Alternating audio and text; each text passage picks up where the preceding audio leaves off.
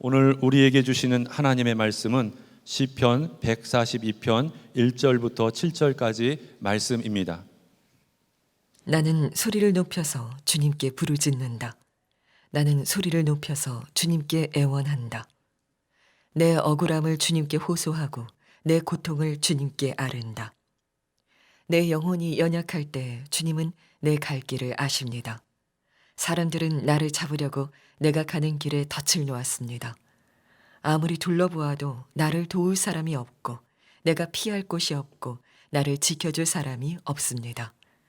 주님, 내가 주님께 부르짖습니다. 주님은 나의 피난처, 사람 사는 세상에서 내가 받은 분깃은 주님뿐이라고 하였습니다. 나는 너무 비참하게 되었습니다. 내가 이렇게 부르짖으니 내게 귀를 기울여 주십시오. 나를 핍박하는 자들에게서 나를 건져 주십시오. 그들이 나보다 강합니다. 내 영혼을 감옥에서 끌어내 주셔서 주님의 이름을 찬양하게 해 주십시오. 주님께서 내게 넘치는 은혜를 베푸시니 의인들이 나를 감싸줄 것입니다. 아멘. 나라의 형편이 많이 어렵습니다. 기도할 제목, 정말 기도할 제목이고 개인적으로도 어려움을 겪는 분들이 참 많습니다. 자세한 사정을 들어보면 정말 기가 막힐 정도로 어려운 형편에 있는 분들이 많습니다. 그동안에 그런 교우들이 있음을 보면서 마땅하게 잘 도울 수 있는 방법이 쉽지 않았습니다. 한 개인이 돕자기 하자니 너무 부담이 크고, 그리고 또 그 소식을 서로 나누는 것도 방법이 마땅치가 않았습니다. 근데 이번에 위드라고 하는 나눔 프로젝트가 만들어졌습니다. 여러분이 가지고 있는 주보 뒷면 맨 아래쪽에 보면 QR코드가 있는데 그걸 휴대폰으로 찍어보면 그 앱으로 바로 들어가게 됩니다. 선한목자교회 성도들만의 공동체입니다. 거기에 여러분이 회원으로 가입을 꼭 다 해주시기를 바랍니다. 그러면 아주 엄격하고 공정한 심사를 거쳐서 이분은 정말 우리가 도왔으면 좋겠다 하는 교우들의 사정을 거기에 올리게 됩니다. 여러분이 보시고 하나님이 감동 주시는 대로 여러분이 할 수 있는 만큼씩만 여러분이 기부하시면 그게 모아지면 그 사람에게는 상당한 힘이 되는 겁니다. 이 일을 한 1년 넘게 프로그램을 만들고 여러 번의 시뮬레이션을 거쳐서 이번에 여러분에게 오픈하게 됐습니다. 교우들 사이에 십시일반으로 서로 도울 수 있는 이런 채널이 만들어진 것이 너무나 감사합니다. 여러분들이 꼭 관심을 가지고 회원 가입부터 꼭 해주시고, 그래서 말할 수 없는 어려운 가운데 있는 성도들이 일어날 힘이 서로 되어주시기를 꼭 부탁을 드립니다. 지금 이 시간에도 정말 비참해진 심정으로 여러 가지 일들로 인하여 마음이 완전히 무너진 사람도 이 자리에 있으실 겁니다. 그리고 우리가 살아가다 보면 반드시 그런 일들을 여러 형태로 겪습니다. 오늘 말씀을 통해서 여러분에게 주님이 주시는 은혜와 위로가 충만하시기를 축복합니다. 이 시편 142편은 다윗이 그런 비참한 처지에 빠졌을 때 하나님께 드리는 간절한 애원의 기도입니다. 아마 여러분 중에 비참한 처지에 있는 분은 오늘 시편을 읽기만 해도 이건 내 기도다, 구구절절 내 기도다, 이런 고백을 아마 하실 수 있겠습니다. 다윗이 사울 왕의 시기를 받아서 짐승처럼 내몰립니다.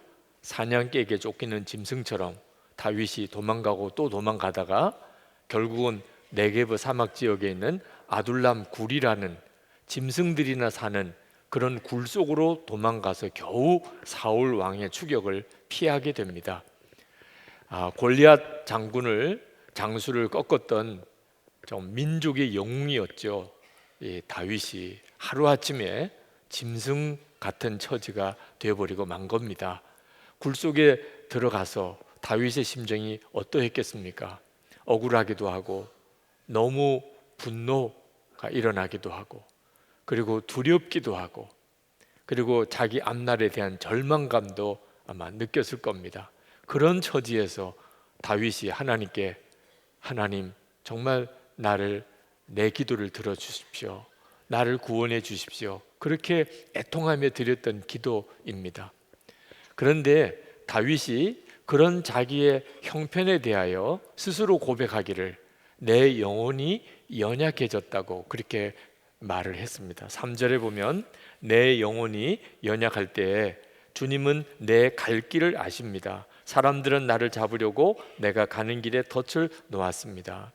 이 영혼이 약해졌다, 연약해졌다는 표현은 마음에 슬픔, 분노, 걱정, 그리고 두려움, 절망감이 가득하다는 뜻입니다.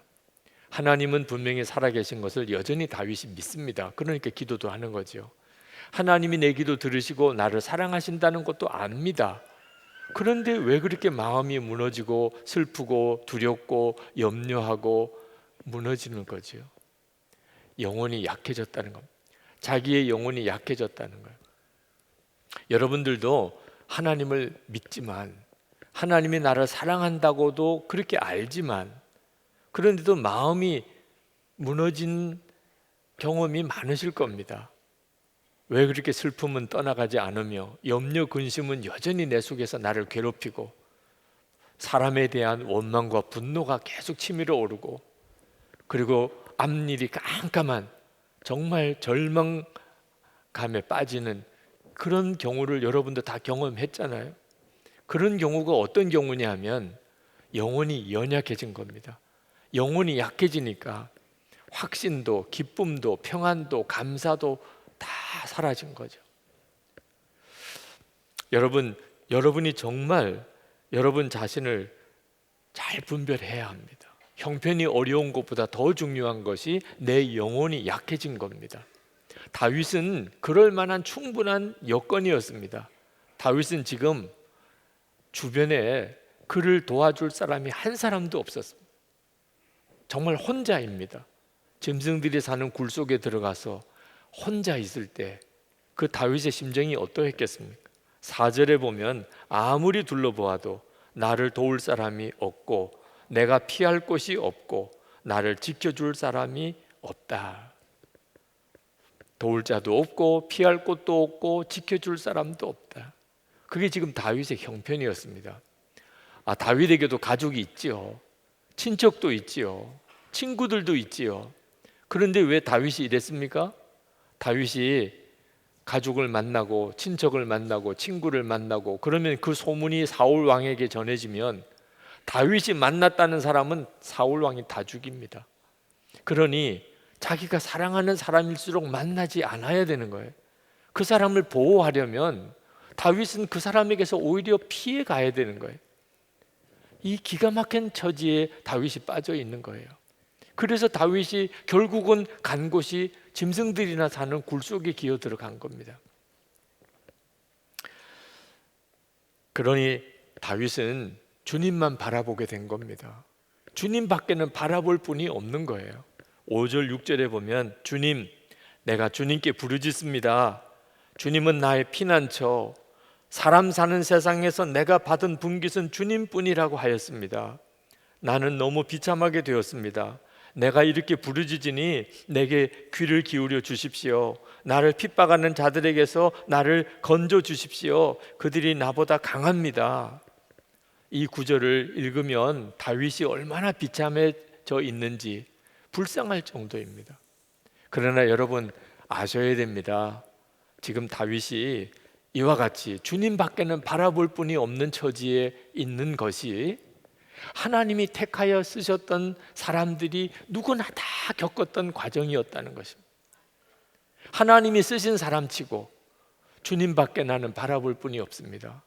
나는 주님 밖에는 내 주변에 아무도 없습니다. 이런 고백을 안 해본 사람이 없습니다. 여러분들도 마찬가지입니다. 여러분이 이따금 정말 나는 도와줄 사람 아무도 없어, 의지할 사람 아무도 없어, 피할 때도 아무도 없어, 내 사정 아는 사람은 이 세상에 아무도 없어, 하나님만 아실 거야, 주님 아시지요? 여러분 이런 심정이 되실 때 기억하셔야 돼요. 절망하면 안 됩니다. 하나님이 사랑하는 사람, 하나님이 쓰시던 사람, 그런 경험 과정 안 거친 사람이 없다는 거예요. 오히려 그런 처지가 되었을 때 다윗은 어떻게 기도했을까 주목해 봐야 되는 겁니다. 다윗이 정말 비참해도 그렇게 비참할 수 없는 처지에 빠졌어요. 그럴 때 다윗은 어떻게 기도했었을까? 그게 오늘 시편 142편입니다. 다윗은 그런 처지에서 하나님께 뭐라고 기도했느냐 하면 자기 영혼을 감옥에서 벗어나게 해달라, 자기 영혼이 감옥에서 벗어나게 해달라, 그런 기도를 드렸어요. 7절에 보면 내 영혼을 감옥에서 끌어내 주셔서 주님의 이름을 찬양하게 해주십시오. 다윗은 지금 자기의 문제가 정확하게 무엇인지를 깨달은 사람이었어요.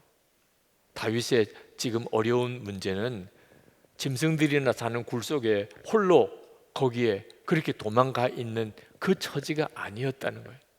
그보다 더 심각한 문제가 있어요. 자기 영혼이 감옥에 갇힌 것과 같다는 겁니다. 그 무슨 뜻이죠? 하나님은 분명히 살아계시고 여전히 하나님이 자기를 사랑하신다는 것을 머리로는 아는데 이상하게 마음에 두려움에서 벗어나지를 못하는 거예요.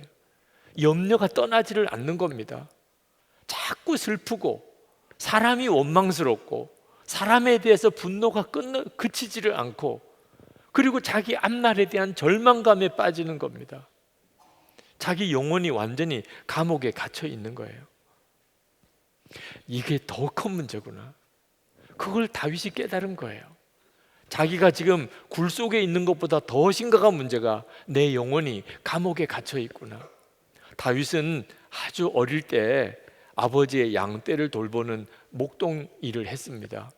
그때 당시에 목동들은 들판에서 양떼들과 함께 밤에 거기서 자야 되는 거예요.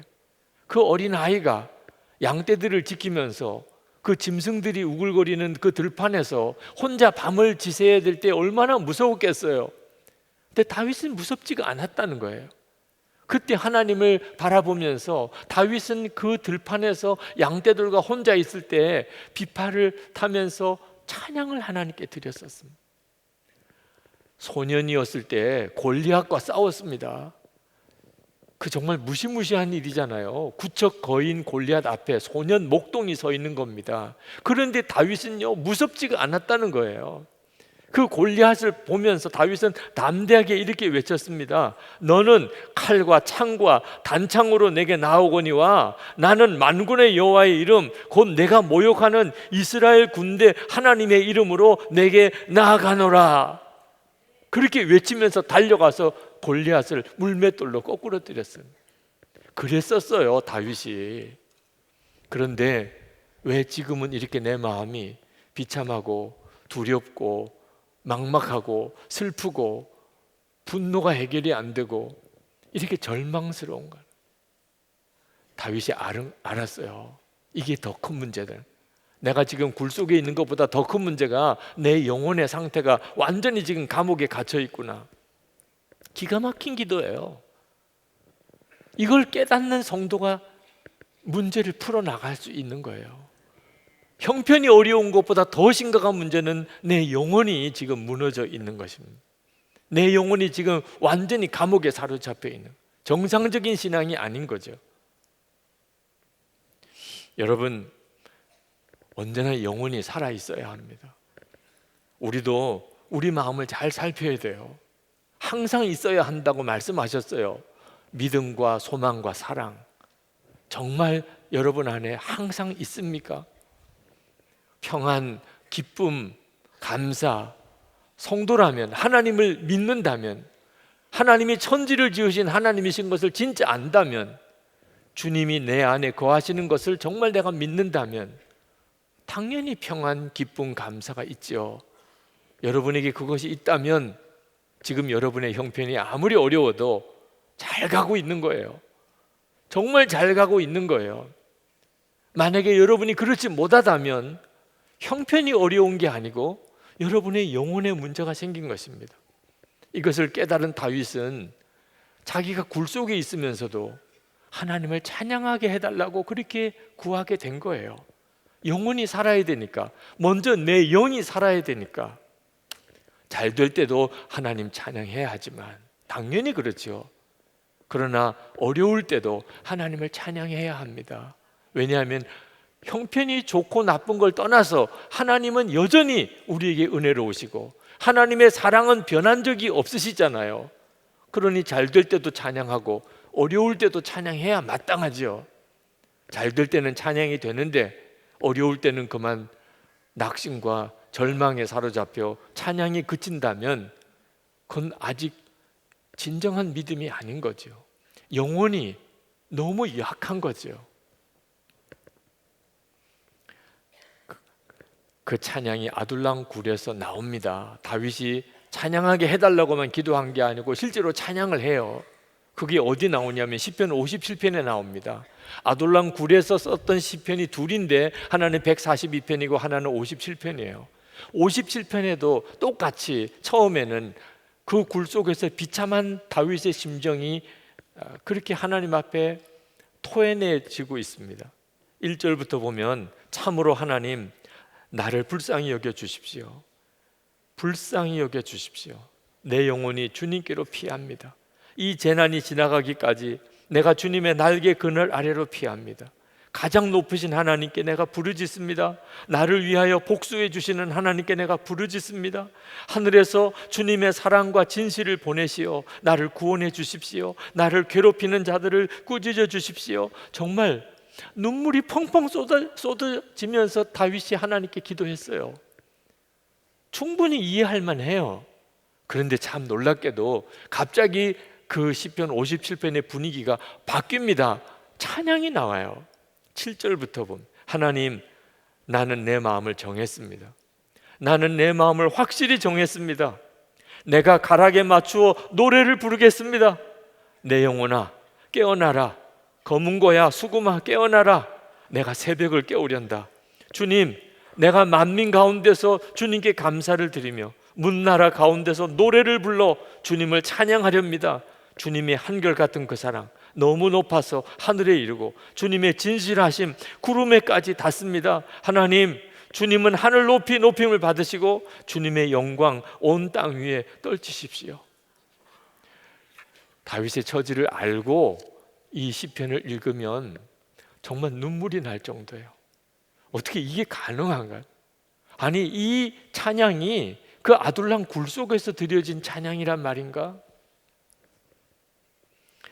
다윗은 절망 가운데서 먼저 그 영혼이 살아야 된다는 걸 깨닫고 그리고 진짜 찬양하면서 다윗의 영혼을 소생합니다.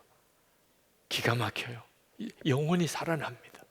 그리고 믿어지지 않는 예언이 그 입에서 터져 나옵니다. 바로 그 뒷절 7장 하반절에 보면 주님께서 내게 넘치는 은혜를 베푸시니 의인들이 나를 감싸줄 것입니다. 지금 다윗은 굴 속에 혼자 있어요. 다윗은 누구에게 찾아갈 수도 없어요. 그런데 사람들이 몰려들기 시작한 거예요. 다윗의 영혼이 살아나니까 다윗이 그 굴 속에서 눈물의 기도가 찬양의 기도로 바뀌기 시작하니까 사람들이 막 찾아오기 시작하는 거예요. 아둘람 굴 속에 사람들이 몰려들기 시작하는 거예요. 그 내용이 사무엘상 22장에 나옵니다. 사무엘상 22장 1절 2절에 그러므로 다윗이 그곳을 떠나 아둘람 굴로 도망하며 그의 형제와 아버지의 온 집이 듣고 그리로 내려가서 그에게 이르렀고 환난당한 모든 자와 빚진 모든 자와 마음이 원통한 자가 다 그에게로 모였고 그는 그들의 우두머리가 되었는데 그와 함께 한 자가 400명 가량이었더라. 다윗에게 몰려드는 사람들이 있었어요. 사울 왕의 통치 아래서 원통한 자, 억울한 자, 정말 비참해진 사람들, 그 시대가 그렇게 어두웠다는 거죠. 이런 사람들이 다윗이 어디 있나, 저 네게브 사막 그 아둘람 굴에 있다는 소문을 듣고 거기까지 찾아오는 거예요. 무려 400명이나. 여러분, 그들은요 시험 뽑아서 뽑은 사람 아니에요. 다윗이 무술 시험도 해보고 면접도 해보고 너 나와 함께 하자 이렇게 한 사람 아닙니다.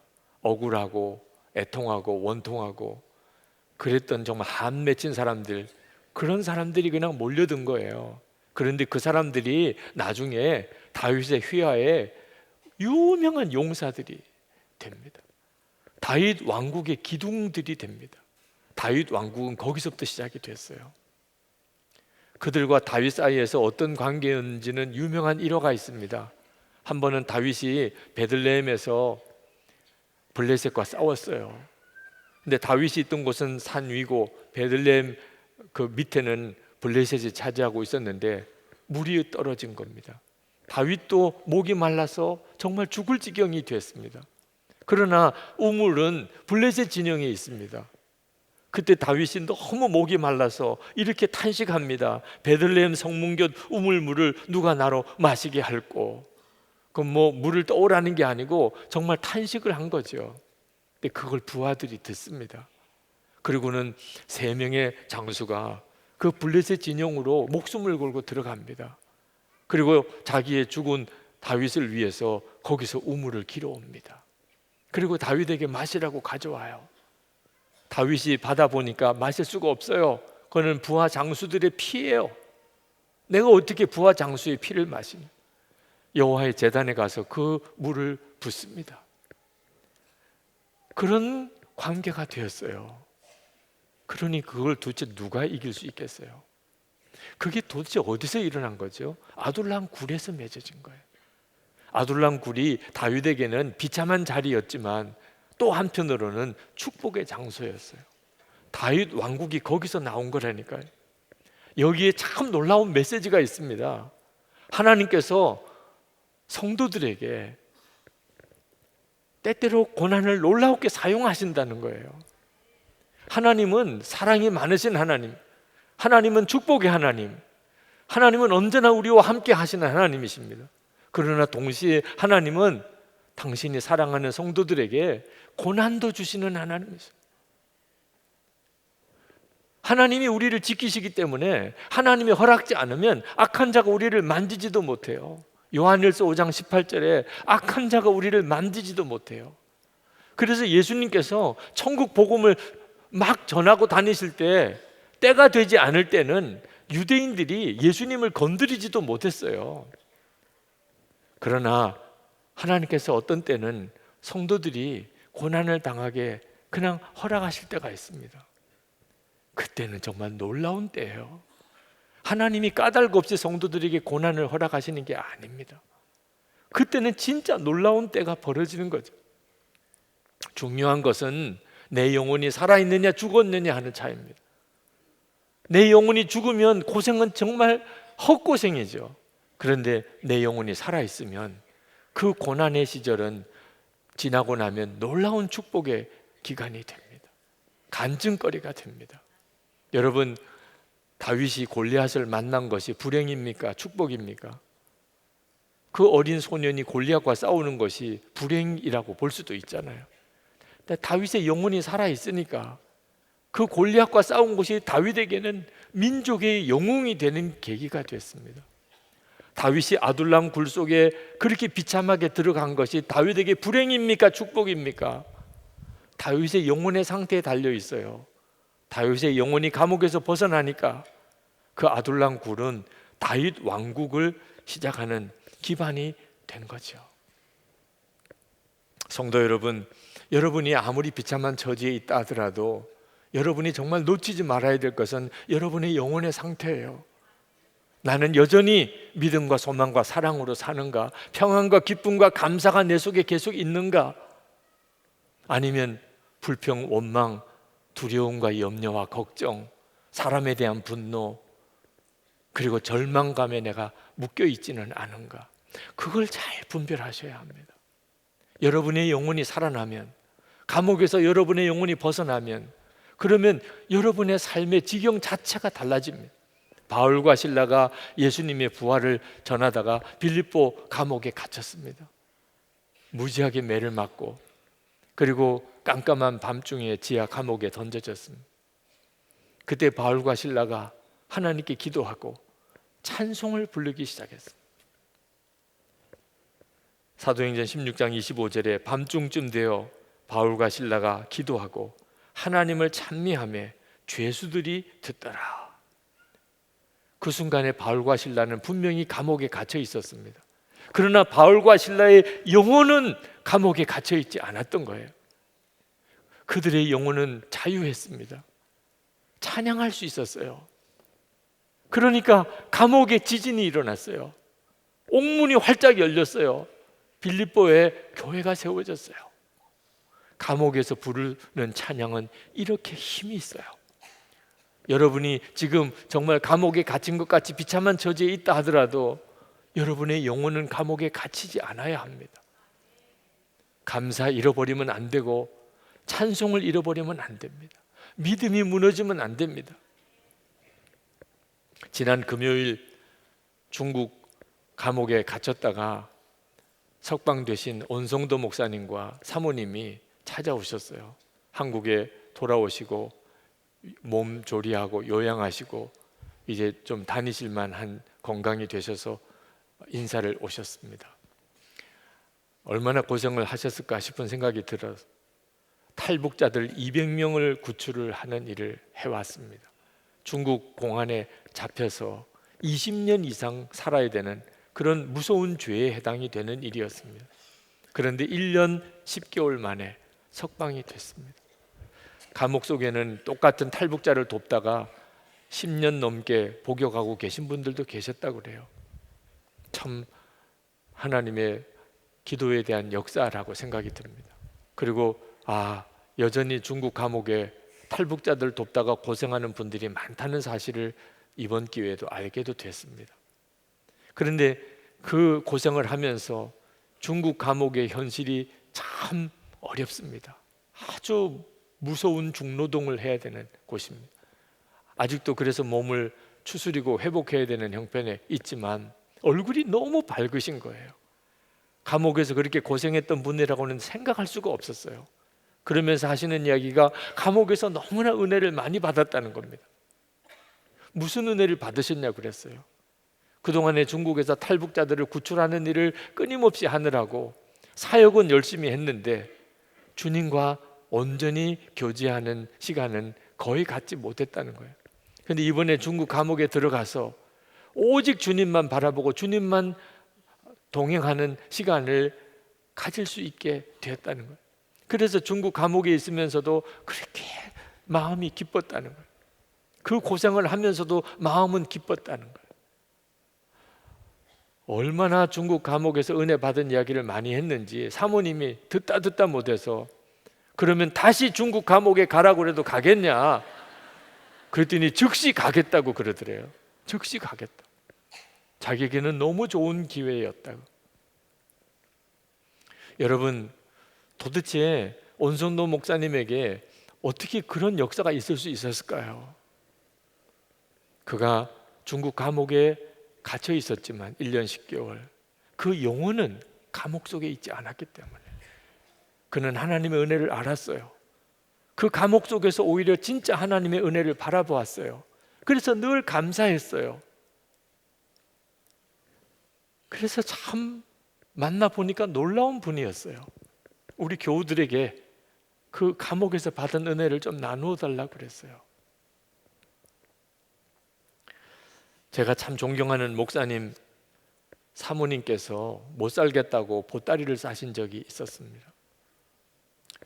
목사님 어머니, 시어머니죠. 그 시어머니 때문에 너무 시집살이가 힘들어서 못 살겠다고. 목사님이 외아들이십니다. 그 외아들에게 집착하는 시어머니 때문에 도무지 살 수가 없었대요. 그때 목사님 말 한마디 때문에 쌌던 보따리 풀고 다시는 보따리 싸는 일이 없었다고 그랬습니다. 목사님이 무슨 말씀을 하셨길래 그랬습니까? 목사님이 그렇게 말씀하셨어요. 당신 힘든 것 다 압니다. 당신 보따리 싼 거 충분히 이해합니다. 그런데 내가 당신을 사랑한다는 것이 당신에게는 무슨 의미입니까? 내가 당신을 사랑하는 것이 어머니가 당신을 힘들게 하는 것보다 작으면 떠나세요. 그러나 어머니가 당신을 힘들게 하는 것보다 내가 당신을 사랑하는 것이 더 크다고 생각하거든 보따리를 푸세요. 여러분, 아무리 비참한 현실 속에 살아도 그보다 훨씬 큰 사랑을 우리는 받고 있습니다. 성찬을 통해서 주님은 우리에게 물으세요. 내가 너를 사랑하는 것과 내가 세상에서 고난당하는 것 중 어느 것이 더 크냐? 여러분, 이 성찬은 하나님이 나를 얼마나 사랑하시는지를 그대로 우리에게 보여주는 참 은혜로운 예식입니다. 하나님은 당신의 독생자보다 나를 더 사랑하셨어요. 나 구원하시려고 독생자의 예수님 십자가에 죽게 하셨습니다. 그리고 우리 안에 오셨어요. 우리와 한 몸이 되셨습니다. 여러분, 성찬은 설교 듣는 것과 성경 보는 것과 또 달라요. 우리 주님이 직접 여러분에게 당신의 살과 피를 직접 먹여주시는 시간이에요. 주님은 우리에게 말씀하고 싶어 하시는 겁니다. 우리의 영혼을 살리고 싶으신 거예요. 우리의 영혼을 감옥에서 벗어나게 하고 싶은 거예요. 슬픔, 좌절, 절망, 두려움, 염려, 미움, 분노, 여기서 우리를 벗어나게 하고 영혼이 감옥에서 벗어나게 하시는 시간이에요. 그러면 얼마든지 하나님의 역사가 나타나요. 오늘 이 시간에 연약해진 여러분의 영혼이 힘을 얻으시고 여러분의 영혼이 감옥에서 벗어나는 놀라운 은혜가 있기를 축복합니다. 성찬을 받을 때 주님, 제 안에 오신 주님, 제 영혼을 살려주소서. 형편과 처지를 탓하지 아니하고 이 모든 어려움보다 비교할 수 없이 크신 하나님의 사랑을 붙잡게 주시옵소서. 우리 통성으로 기도하고 성찬을 받겠습니다.